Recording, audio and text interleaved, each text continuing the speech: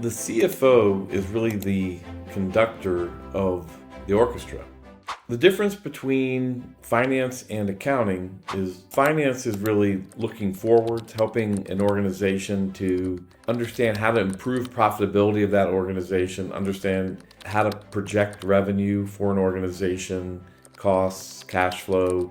Anything looking forward is really falls under that finance side of the equation. The accounting is more looking backwards. So really recording transactions that have occurred and reporting financial performance, how much expense was incurred, and making sure that you have proper contextual understanding of the financial performance of an organization.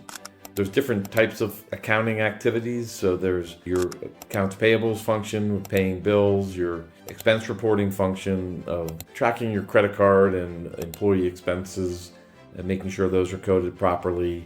Payroll expenses, payroll function, processing payroll, making sure all those costs are allocated appropriately. And then of course you have your billing and receivables function where billing your clients, you're collecting and recording those cash receipts. And then also that ties right into revenue recognition, which really brings you into the overall accounting function of closing your books on a monthly basis, giving out financial reports that really aggregate all of that financial operation, all of those transactions into reports that really demonstrate what the financial performance of the organization was. The CFO is really the conductor of the orchestra.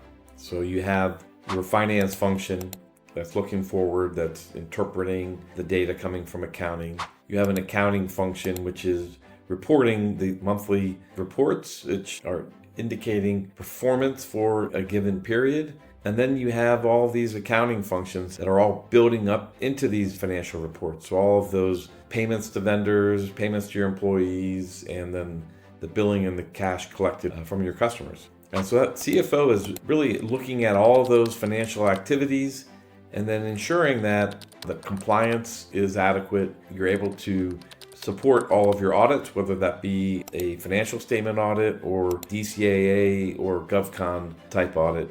And then also your tax compliance as well. All the expenses and revenue are being tracked, can support your income tax returns, but also be able to support your state and local taxes and compliance as well.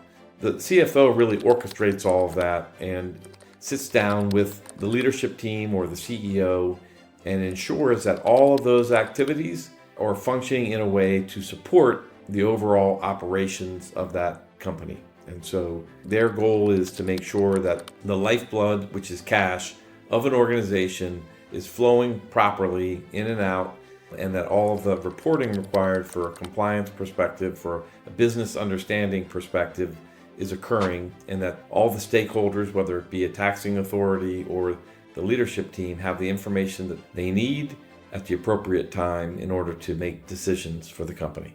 That's a lot of activity that a CFO is responsible for, and as an organization grows, their resources will grow and they'll have the ability to build a full team. Now, the real question is, can they get there by themselves? And as the world gets increasingly complex and more reliant on systems and technology, it's harder for a CFO to really orchestrate all of these activities and the tech platform and data requirements across a firm. And so finance as a service, what we do is we bring all of those activities together into a system that's connected through a technology platform. Our platform is Easby. That platform connects all of the accounting functions, the month-end close, ultimately the KPIs and dashboards that organizations needs to understand their business and make better decisions. It also connects all the tax compliance as well.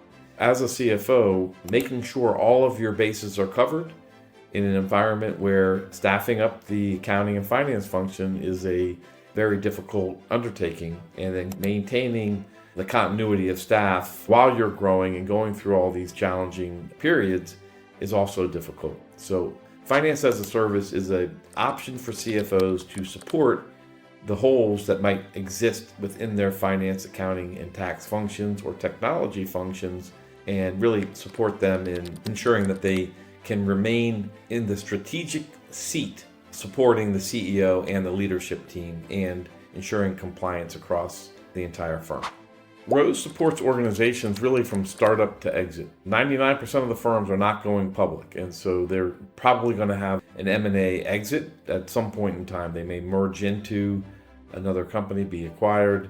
We work with startups. We set them up on the right foot in the beginning, and we have a whole SBA accounting group that supports those $0 to $2 million organizations to make sure that they're getting the support they need to get started.